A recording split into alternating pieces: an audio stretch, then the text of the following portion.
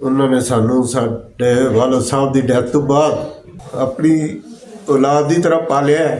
सानू उन्होंने किसी किस्म की कमी नहीं महसूस होने दी।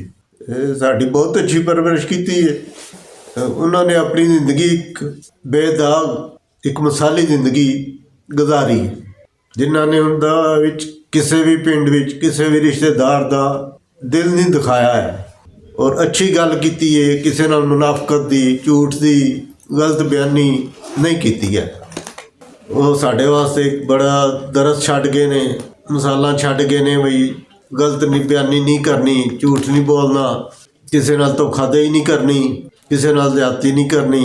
बड़ियां गल्लां ने उन्हां दी केड़ी केड़ी खूबी बयान करिए।